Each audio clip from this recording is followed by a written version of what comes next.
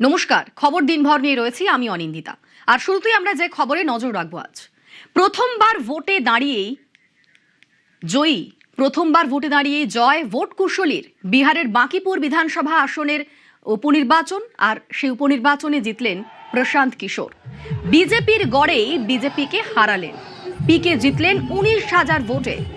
বিজেপির সর্বভারতীয় সভাপতি নীতিন নবীনের ঘাঁটি বাঁকিপুর। তিনি রাজ্যসভায়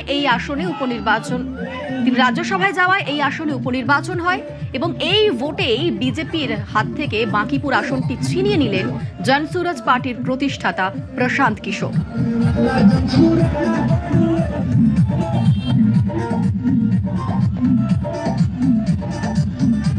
बांकीपुर का जो चुनाव था, ये चुनाव विधायक बनाने के लिए नहीं बना हुआ था। अगर गुजरात से 25 एमपी जीत कर गए हैं तो बिहार से भी 30 से ज्यादा एमपी एनडीए के जीत कर गए हैं। अगर आप गुजरात की चिंता करते हैं तो ये समय आ गया है कि बिहार के लोगों की भी चिंता कीजिए। जो नेतृत्व यहाँ पर भाजपा ने थोपा है सम्राट चौधरी का, वो बिहार के लोगों को स्वीकार्य नहीं है। हम लोग चाहते हैं कि बिहार में भी प्रोग्रेसिव थिंकिंग वाला, कोई बेहतर चरित्र वाला आदमी, कोई बेहतर काबिल आदमी बिहार का मुख्यमंत्री बने। कुशवाहा बनाना है तो कुशवाहा ही बनाइए, लेकिन किसी अच्छे आदमी को बनाइए। अगले 3 महीनों में बांकीपुर में आपको विजिबल चेंज दिखेगा। 30 दिन के प्रयास में 30 साल का भाजपा का किला ढहा है। किसी के साथ नहीं चलेंगे, अकेले आए हैं, जनता के साथ अपना गठबंधन बनाया है और जनता के साथ ही चलेंगे। প্রথমবার ভোটে দাঁড়িয়ে জয় ভোট কুশলীর। বিহারের বাঁকিপুর বিধানসভা আসনের উপনির্বাচনে জিতলেন প্রশান্ত কিশোর।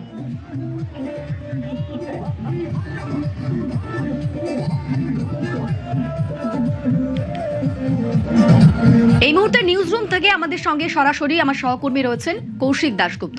কৌশিক, প্রথমবার ভোটে দাঁড়িয়ে জয় পেলেন প্রশান্ত কিশোর এবং বিজেপির গড়েই বিজেপিকে হারালেন। এর পেছনে কোন কোন ফ্যাক্টর কাজ করছে? কোন ফ্যাক্টর কাজ করছে এটা বোঝার জন্য আমরা যেটা করেছি, যে বিহারের এই বাঁকিপুরের ভোট যারা গ্রাউন্ড জিরো থেকে কভার করেছেন, যারা প্রতিদিন সেখানকার প্রচার দেখেছেন, কিভাবে প্রচারের ঝড় উঠেছে, বিজেপি কিভাবে প্রচার করেছে, পিকে কিভাবে প্রচার করেছেন, এগুলো যারা প্রতিদিন লক্ষ্য করেছেন, তারা কিভাবে দেখছেন এই রেজাল্টটাকে, তাদের বিশ্লেষণ কি, এটা বোঝার জন্য আমরা নিউজ 18 বিহার ঝাড়খণ্ডের যিনি এডিটর মনোজ মালিয়ানিয়ালের সঙ্গে কথা বলেছি, সেখানকার ডেস্কের যারা পলিটিক্যাল খবর করেন তাদের সঙ্গে কথা বলেছি। তাদের থেকে বোঝার চেষ্টা করেছি যে বাঁকিপুরে প্রশান্ত কিশোরের এই জয়ের পিছনে কি কি ফ্যাক্টর থাকতে পারে, এবং তাতে যেটা উঠে আসছে তাতে কিন্তু দেখা যাচ্ছে বেশ কিছু ফ্যাক্টর প্রশান্ত কিশোরের ফরে গেছে। অন্তত 10-12টা ফ্যাক্টর রয়েছে, যার মধ্যে অত্যন্ত তাৎপর্যপূর্ণ বিষয় হলো যে প্রথম ফ্যাক্টরই যেটা তারা মনে করছেন যে এর পিছনেও কিন্তু জেনজি ভোট একটা বড় ফ্যাক্টর হতে পারে প্রশান্ত কিশোরের জয়ের পিছনে। কি গৌরব, তোমার কি মনে হয় জেনজি ভোট কি এই যে বিহারে বাঁকিপুরে যেই ভোটটা হলো প্রশান্ত কিশোর জিতলো, তার জয়ের পিছনেও কি জেনজির একটা ফ্যাক্টর হয়ে দাঁড়ালো শেষমেশ? অবশ্যই রাজনৈতিক মহল এটা মনে করছে যে দিল্লিতে যে আন্দোলন হয়েছিল সিজেপির, তার একটা প্রভাব জেনজির যে পক্ষে যে হাওয়া উঠেছিল, সেই হাওয়াটা কিন্তু আবহের মধ্যে এই ভোটটা হয়েছে উপনির্বাচন। এক্স্যাক্টলি, প্রচার চলেছে তার মধ্যে, যখন আন্দোলন চলছিল এবং তারপর ভোট, এবং তখন গিয়ে দেখা যাচ্ছে যে প্রশান্ত কিশোর ওই আসন থেকে, এবং খুব এটা ম্যাজিক একটা মোমেন্ট প্রশান্ত কিশোরের জন্য যে ওই আসনটি তিনি ছিনিয়ে নিয়েছেন বিজেপির হাত থেকে, বিজেপির শক্ত ঘাঁটি। তো মনে করা হচ্ছে, রাজনৈতিক পর্যবেক্ষক মহল মনে করছে অন্যতম ফ্যাক্টর হিসাবেই আসছে যে জেনজির একটা বড় অংশ হয়তো প্রশান্ত কিশোরের যে ভাবমূর্তি আছে বা তার উপর বেস করে। দেখো, এই ভাবমূর্তি যেটা তুমি বলছো, জেনজি ভোটের ক্যারেক্টারটা কি? জেনজি মানে কি? জেনজিরা হচ্ছে আপনার নির্বাচনী প্রচারে 3 লাখ লোক হলো কিনা তারা দেখবেন না, তারা আপনার 3 সেকেন্ডের ভিডিও দেখবেন। ভিডিওতে যদি আপনি ঠিকঠাক কথা বলেন এবং যা বলছেন সেটা করে দেখান, তাহলেই কিন্তু আপনি জেনজিদের মন জয় করে ফেলতে পারেন। অনেকে মনে করছেন প্রশান্ত কিশোর ঠিক সেটাই করার চেষ্টা করেছেন কৌশলে, এবং তারই ফল তিনি ভোটে পেয়েছেন। দ্বিতীয় ফ্যাক্টর যেটা উঠে আসছে সেটা হচ্ছে প্রশান্ত কিশোরকে নিয়ে একটা আগ্রহ তৈরি হয়েছিল, কারণ প্রশান্ত কিশোরকে বিহার দেখেছে একের পর এক ভোটে, সে মোদি হোক বা মমতা হোক, অনেকের ভোট কুশলী হিসাবে কাজ করেছেন এবং সাফল্য পেয়েছেন। সেই প্রশান্ত কিশোর যিনি ভোটারদের মন কি বাত বুঝে ফেলেন, ভোটারদের মন বুঝে ফেলেন, সেই প্রশান্ত কিশোর এবার ভোটে কি করেন এই নিয়ে তো একটা আগ্রহ ছিল প্রশান্ত কিশোরকে নিয়ে। ভোট কুশলী হিসাবে একজন ভোটের ময়দানে নেমেছেন, তার আগে একটু যদি আমরা পিছিয়ে যাই, তার আগে বিহারে জনসুরাজের প্রতিষ্ঠাতা হিসাবে তিনি প্রথমে একটা পদযাত্রা করলেন, তারপর সেখান থেকে বিহারে ভোটে গেলেন, কিন্তু দেখা গেল যে সেখানে বিভৎস ডাউনফল হলো মানে জাস্ট এক বছর আগে, এক বছর আগে। তো এটা প্রশান্ত কিশোরের কাছে একটা প্রেস্টিজ ফাইট ছিল, কিন্তু যেহেতু মানে একটা পরিবেশ 238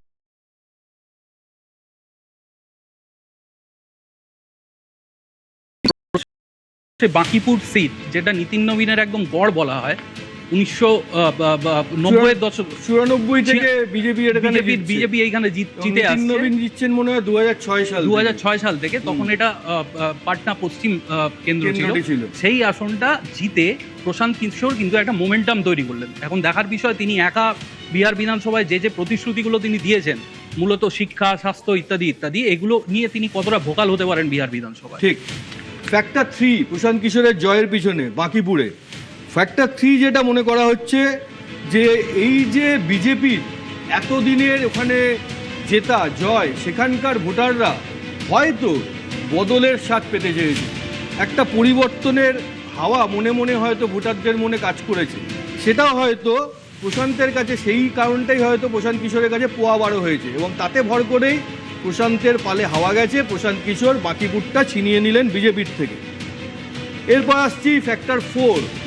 ফ্যাক্টর 4 যেটা মনে করা হচ্ছে যে প্রশান্ত কিশোর শুধু তার দলের যে ভোট ব্যাংক তৈরি করেছেন তা নয়, হয়তো তিনি বিজেপির ভোট ব্যাংকেও ভাগ বসিয়েছেন এবং আরজেডির ভোট ব্যাংকেও ভাগ বসিয়েছেন। এই ফ্যাক্টরটা কতটা কাজ করেছে বলে মনে হয়? এই ফ্যাক্টরটা আমরা বিহারের যদি রাজনীতি দেখি, তাহলে মূলত দেখা যায় যে উচ্চবর্ণ এবং ওবিসি ভোট ব্যাংক বিজেপি বরাবর একটা পেয়ে এসছে, এবং গত নির্বাচনগুলোতে বিজেপির সেই ভোট ব্যাংক বেড়েছে ক্রমশ। এই ভোটটায় দেখা গেল কি, শহুরে যারা ভোটার, আরবান ভোটার্স যারা, তারা আস্তে আস্তে ধীরে ধীরে প্রশান্ত কিশোরের যে প্রচার কৌশল ছিল সেই দিকে তারা ঢলে গেল। ফলে দেখা যাচ্ছে, আমরা যে বিশ্লেষণ করেছি, একদম গ্রাউন্ড জিরো থেকে গ্রাউন্ড রিয়ালিটি যেটা উঠে এসছে, সেটা দেখা যাচ্ছে বিজেপির যে ভোট ব্যাংক ছিল এবং সেই সঙ্গে আরজেডির এখানে একটা পুরনো ভোট, মুসলিম আর যাদব ভোট, এই ফ্যাক্টরটা কিন্তু কাজ করেছে। বিহারে বাঁকিপুর আসনটা যেহেতু একদম পাটনা লাগোয়া আসন, শহুরে ভোটার বেশি, সেখান থেকে প্রশান্ত কিশোর কিন্তু তার যে প্রচার কৌশল ছিল সেখান থেকে তিনি এই ভোট ব্যাংকে থাবা বসাতে পেরেছেন, এটা কিন্তু পরিষ্কার বোঝা যাচ্ছে। এবার আসছি ফ্যাক্টর 5। ফ্যাক্টর 5 হিসাবে যেটা বলা যায় যে প্রশান্ত কিশোরের প্রচার কৌশল, উনি কিন্তু সবসময় স্থানীয় ইস্যুটাকে হাতিয়ার করেছেন প্রচারে, এবং উন্নয়নের জন্য কথা বলেছেন, গলা ফাটিয়েছেন যে কোথায় রাস্তা, কোথায় হেলথ সিস্টেম ভালো, কোথায় শিক্ষা, কেন বিহারের ছেলে মেয়েদের পরিযায়ী শ্রমিক হতে হয়, কেন ঘর ছেড়ে থাকতে হয়, কেন তারা নিজের ঘরে থাকতে পারবেন না। এই ইস্যুগুলোও কিন্তু ভোটারদের মনে হয়তো প্রভাব ফেলেছে। তার জন্যই কিন্তু এত বড় একটা প্রায় 19,000 ভোটে জিততে পারলেন প্রশান্ত কিশোর। এবার আসি ফ্যাক্টর 6। ফ্যাক্টর 6 সেটা হচ্ছে, অনেকে মনে করছেন ভোট কুশলী পিকের ভোট প্রার্থী পিকেকে জিতিয়েছেন। ভোট কুশলী হিসাবে পিকে যা যা কৌশল হাতিয়ার করেন, সেইগুলোকে তিনি নিজের জন্য হাতিয়ার করেছেন। এটা তো একটা বড় ফ্যাক্টর। অবশ্যই এটা মনে রাখতে হবে, ভোট কুশলী প্রশান্ত কিশোর এতদিন বিভিন্ন রাজনৈতিক দলকে জয়ের রাস্তা দেখিয়েছেন, কৌশল বাতলে দিয়েছেন, কিন্তু বিহারের ক্ষেত্রে তিনি নিজের ফরে সেটাকে আনতে পারেননি। কিন্তু বাঁকিপুরে দেখা গেল তিনি একদম ডিপ জনসংযোগ যাকে বলে, বাড়ি বাড়ি যাওয়া, দরজায় দরজায় যাওয়া, লোকাল ডেটা অ্যানালিসিস করে কোন পাড়ায় কোন সমস্যা আছে, এই ধরনের ডেটা অ্যানালিসিস করে কিন্তু এই সাফল্য তিনি পেয়েছেন, এমনটাই কিন্তু রাজনৈতিক মহল মনে করছে, এবং যারা গ্রাউন্ড রিয়ালিটি তুলে এনেছেন তারা কিন্তু এটা স্পষ্ট দেখতে পেয়েছেন। পিকের হয়ে তিনি প্রচারে নামিয়েছিলেন একেবারে পেশাদারদের, একদম কোনো রকম লুজ বল খেলেননি। পিকের এই একটা ব্যাকগ্রাউন্ড আছে, যথেষ্ট পেশাদার যারা সেফোলজিস্ট বা অন্যান্য এই ধরনের ভোট নিয়ে কাজ করেন, ভোটের কাজ করেন, ভোট কুশলী হিসেবে কাজ করেন, তাদের একটা বড় অংশকে পিকের প্রচারে কিন্তু, যেহেতু তিনি নেতা হিসেবে এই ভোটে জনসুযোগের প্রতিষ্ঠাতা এবং প্রাক্তন ভোট কুশলী হিসাবে তিনি এই ভোটে নেমেছিলেন, ফলে তার প্রতি একটা আলাদা একটা মাত্রা জুড়েছে। এইরকম বাড়ি বাড়ি প্রচার, বাড়ি বাড়ি জনসংযোগ, লোকাল লোকজনের স্থানীয় সমস্যা নিয়ে কথা বলা, পাড়ায় পাড়ায় গিয়ে সেখানকার সমস্যা নিয়ে কথা বলা, এটা অনেক ভোটারদের মনেই দাগ কেটেছে। এবং কৌশিক, তোমাকে একটা জায়গায় মনে করাবো, প্রশান্ত কিশোর বারবার প্রত্যেকটা সভাগুলো তুমি যদি দেখো, সেই সভাগুলোতে জোর দিয়েছেন তিনি বিহারের মানুষ কি ভেবে ভোট দিচ্ছেন সেটার উপরে, তাদের কিসের বেসিসে তারা ভোট দেন, এটা নিয়ে কিন্তু বারবার ভোট দেন আর কি পান। এই বিষয়টা এখনো বিমারু স্টেট হিসাবে বিহারের তকমা ঘোচেনি, একদম এখনো স্পেশাল প্যাকেজের জন্য বারবার নিবেদন করতে শোনা যায়, এবং এই একটা বড় রিজন যাতে প্রশান্ত কিশোরের জন্য একটা জয়ের রাস্তা তৈরি করে মানে ভোট কৌশলী প্রশান্ত কিশোরই জেতালেন ভোট প্রার্থী প্রশান্ত কিশোর। প্রশান্ত কিশোর। এটা অনেকেই মনে করছেন। এরপর যদি আসি ফ্যাক্টর 7-এ অনেকে বলছেন পিকের বিরুদ্ধে, পিকের যেই একটা ভাবমূর্তি তার বিরুদ্ধে বিজেপি যাকে প্রার্থী করেছে সেটা তুলনায় কম ওজনদার। এখানেই পিকের একটা বড় অ্যাডভান্টেজ হয়ে গেছে। পিকে যেরকম ওজনদার প্রার্থী, তার তুলনায় বিজেপি এবার যাকে প্রার্থী করেছেন তার ওজনটা তুলনায় কম পড়ে গেছে, সেখানেই পিকে অনেকটা বাজিমাত করে বেরিয়ে গেছেন। এরপর আসি ফ্যাক্টর 7 বললাম, এবার আসি ফ্যাক্টর 7-এর পর আসছি আট। ফ্যাক্টর 8। ফ্যাক্টর 8-এ কি আছে বলো গৌরব?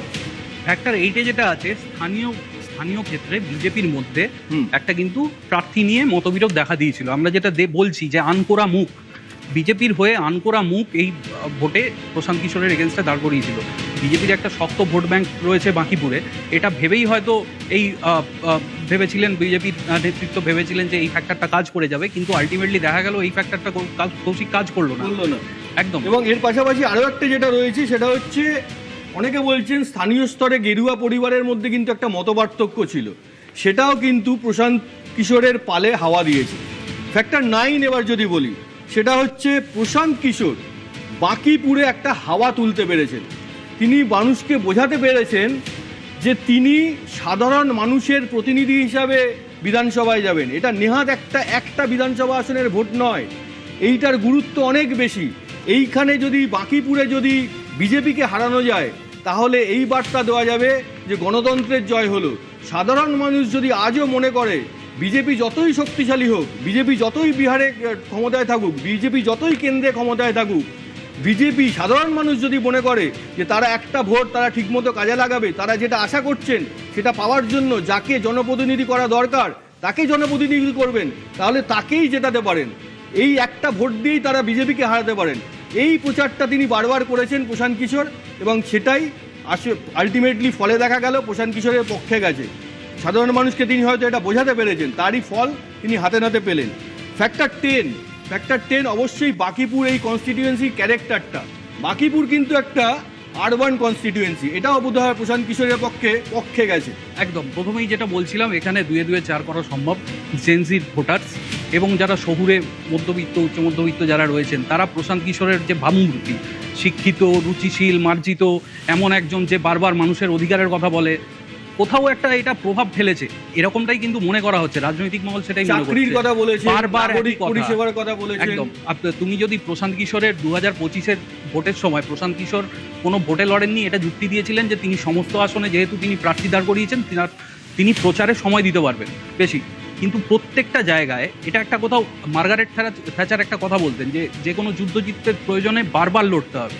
প্রশান্ত কিশোর কিন্তু কনস্ট্যান্ট এই একই স্ট্যান্ড পয়েন্ট বজায় রেখে তিনি কিন্তু কথা, তার যে ওয়ে অফ টকিং বলো বা যে কথার লক্ষ্য বলো, যে একটা অভিমুখ দেখিয়ে দেওয়া যে তোমরা কী জন্য ভোটে চাইছো, পানীয় জল, শিক্ষা, স্বাস্থ্য, বিহারের ক্ষেত্রে বিহারের যে বিমারু তকমা আছে এটাকে ঘুচিয়ে ফেলতে, এটাকে বারবার মানুষের সেন্টিমেন্টে আঘাত করতে চেয়েছে। এটার ফল কোথাও একটা সুশান্ত সুরাজ পেয়েছে। বিহারের বাঁকিপুরে প্রশান্ত কিশোরের জয় কিন্তু সেটাই মনে করা যাচ্ছে। একদম। এরপর আসি লাস্ট ফ্যাক্টর, সেটা হচ্ছে ফ্যাক্টর 11। সেটা হচ্ছে গত বছরই এখানে ভোট হয়েছিল, যেটা আমরা আলোচনায় বলছিলাম, সেখানে কিন্তু প্রশান্ত কিশোরের দল 0 পেয়েছিল। তাই এই বাঁকিপুরের উপনির্বাচন কিন্তু প্রশান্ত কিশোরের কাছেও একটা প্রেস্টিজ ফাইট ছিল এবং খাতা খোলার তীব্র লড়াই ছিল। সেইখান থেকেই তারা মরিয়া চেষ্টা করেছে এই ভোটটায় জেতার, এবং তারই ফল হাতে পেয়েছে। তবে এর সঙ্গে সঙ্গে আরেকটা কথাও কিন্তু বলতে হবে, সেটা হচ্ছে প্রশান্ত কিশোর হয়তো ভোটে জিতলেন, কিন্তু অনেকে মনে করছেন বিজেপির এই হারটাও বিজেপির কাছে অস্ত্র। কেন অস্ত্র? গৌরবের থেকে শুনবো। গৌরব, তোমার কি মনে হয় বিজেপির এই হারটাও অস্ত্র বিজেপি করতে পারে? অবশ্যই। এই কারণেই যে এতদিন ধরে ভোটে 2024-এর লোকসভা ইলেকশনের পরবর্তী যদি আমরা যে ভোটগুলো হয়েছে, মহারাষ্ট্রের ভোট, হরিয়ানার ভোট, এই সমস্ত জায়গায় ইভিএম নিয়ে বিরোধীরা প্রশ্ন তুলেছে। এখন এইটা একটা বিজেপি প্রশ্ন তুলতেই পারে, তো বিরোধীরা এখন কেন সংশয় প্রকাশ করছে না ইভিএম নিয়ে? দ্বিতীয় জিতলে তোমার ইভিএম ভালো, আর হারলে ইভিএম এর কারচুপির অভিযোগ। সেকেন্ড আরেকটা জিনিস তুমি দেখো, বিজেপি তাহলে এখন দাবি করতে পারে ইভিএম এ যে কারচুপি করা যায় না, সেটা আরো একবার প্রমাণ হয়ে গেল। আরও একবার প্রতিপন্ন হয়ে গেল যে ইভিএম এ চাইলে এরকম ভাবে করা যায় না, সম্ভব নয় এটা। আর এসআইআর ফ্যাক্টর নিয়েও কিন্তু সরব হয়েছিল এসআইআর ফ্যাক্টর নিয়ে 2025-এর আগে বিহারে যখন এসআইআর হলো তখন কিন্তু বিহার তেতে উঠেছিল বিরোধী এসআইআর করে হারিয়ে জিতে গেল বিজেপি। এসআইআর করে কারচুপি করে ভোটার তালিকায় এরকম নানা রকমের অভিযোগ উঠেছিল, কিন্তু কার্যক্ষেত্রে এটা দেখা গেল যে এটা এই এসআইআর এর কোনো এসআইআর এর পরে যে সংশোধিত ভোটার লিস্টে ভোট হলো এবং তাতে প্রশান্ত কিশোর জিতলেন প্রায় 19,000 ভোটে, বিজেপি হারলো। বিজেপির শক্তিশালী ঘাঁটি এটা, নীতিন নবীন ছবার 2006 সাল থেকে টানা জিতছেন। তাহলে বিজেপি এখন দাবি করতে পারবে তাহলে আগে আপনারা বিরোধীদের যে আপনারা যে বলতেন যে এসআইআর করে বিজেপি জিতেছে সেই অভিযোগটা যে ভিত্তিহীন সেটাও আরেকবার প্রমাণ হয়ে গেল। এই হারটাকে এভাবেই হাতিয়ার করতে পারে বিজেপি। পাশাপাশি আরও একটা জিনিস মাথায় রাখতে হবে, এই বাঁকিপুরের ভোটের ফলের এফেক্ট কিন্তু বাংলাতেও পড়ে গেছে, যেটা দেখে অনেকে বলছেন গাছে কাঁঠাল গোফে তেল। বাঁকিপুরে বিজেপি হেরেছে সেটা দেখে বাংলায় বিজেপি বিরোধীরা কিন্তু উৎফুল্ল।